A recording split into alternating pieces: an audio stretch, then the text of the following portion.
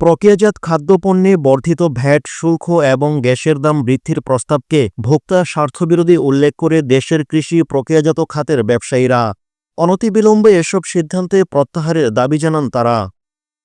বৃহস্পতিবার ১৬ জানুয়ারি ঢাকার ঢাকা ক্লাবে বাংলাদেশ অ্যাগ্রো প্রসেসর অ্যাসোসিয়েশন আয়োজিত এক সংবাদ সম্মেলনে ব্যবসায়ীরা এ দাবি জানান।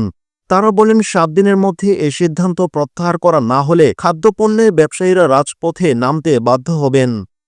ব্যবসায়ীদের মতে, প্রক্রিয়াজাত খাদ্যপণ্যের ওপর ভ্যাট ও করের বোঝা চাপানো হলে শ্রমজীবী প্রান্তিক কৃষক এবং নিম্নআয়ের মানুষ সরাসরি ক্ষতিগ্রস্ত হবেন।